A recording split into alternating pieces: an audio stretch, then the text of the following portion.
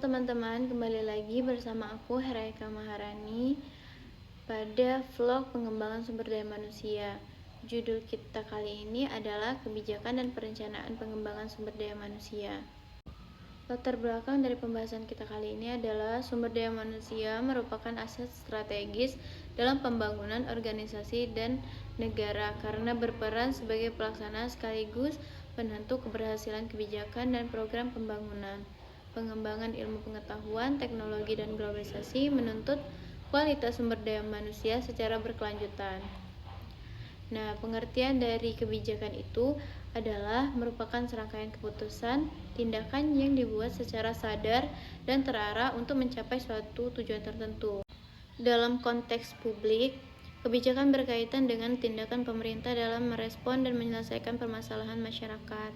Kebijakan ini bersifat meningkat, berorientasi pada tujuan, serta memiliki dampak luas terhadap kehidupan sosial, ekonomi, dan pembangunan.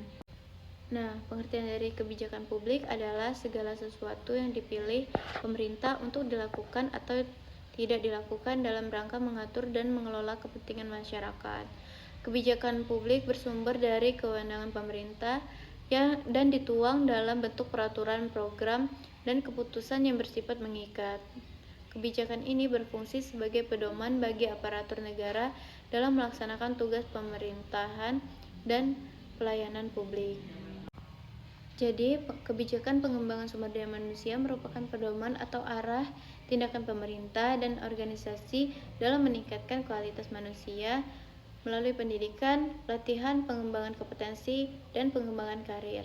Kebijakan ini bertujuan untuk menciptakan sumber daya yang profesional, kompeten, dan mampu beradaptasi dengan perubahan lingkungan kerja dan pembangunan. Adapun tujuan pengembangan sumber daya manusia yang pertama meningkatkan produktivitas dan efisiensi kerja. Yang kedua, meningkatkan kualitas pelayanan. Yang ketiga, meningkatkan motivasi dan moral kerja. Dan yang terakhir, pengembangan karir dan kepemimpinan. Nah, ada kebijakan pengembangan sumber daya manusia. Yang pertama, kebijakan pendidikan nasional, yaitu ditulis dalam Undang-Undang Nomor 20 Tahun 2003. Yang kedua, kebijakan aparatur sipil negara, ditulis dalam Undang-Undang Nomor 5 Tahun 2014. Yang ketiga, kebijakan manajemen PNS, ditulis dalam PP Nomor 11 Tahun 2017. Yang keempat, kebijakan pengembangan sumber daya manusia di tingkat daerah. Yang kelima, kebijakan pengembangan sumber daya manusia di organisasi atau instansi. Dan yang keenam, program nasional pelatihan dan sertifikasi kompetensi. Selanjutnya, pengertian dari perencanaan. Perencanaan merupakan proses penetapan tujuan dan penentuan langkah-langkah yang harus dilakukan untuk mencapai tujuan tersebut di masa depan. Perencanaan bersifat sistematis, rasional, dan berorientasi pada masa depan. Nah, fungsi perencanaan sumber daya manusia yang pertama menentukan kebutuhan tenaga kerja. Yang kedua, menjadi dasar rekrutmen dan seleksi. Yang ketiga, mendukung pengembangan dan pelatihan sumber daya manusia. Dan yang keempat, mengelola kinerja dan karir. Selanjutnya, hubungan antara kebijakan dan perencanaan pengembangan sumber daya manusia bersifat saling melengkapi. Kebijakan menetapkan arah dan tujuan pengembangan sumber daya manusia, sedangkan perencanaan menjadi alat untuk mewujudkan kebijakan tersebut. Sinergi keduanya akan menghasilkan pengembangan sumber daya manusia yang sistematis, adaptif, dan berdaya saing. Beberapa pihak yang berperan dalam pengembangan sumber daya manusia, yang pertama pemerintah, yang kedua lembaga pendidikan dan pelatihan, yang ketiga organisasi atau instansi, dan yang terakhir masyarakat atau individu.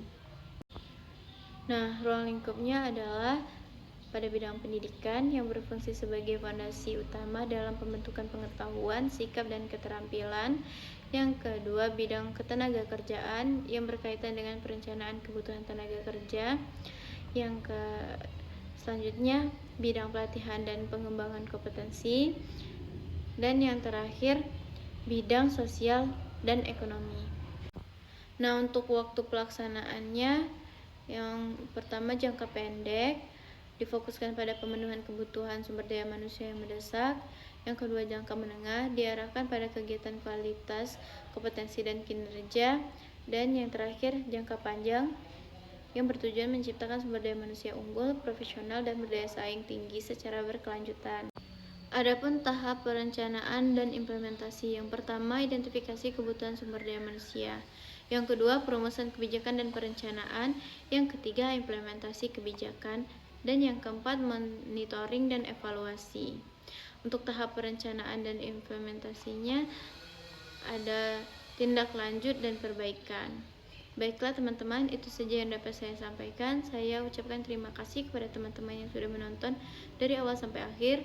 Saya akhiri. Wassalamualaikum warahmatullahi wabarakatuh.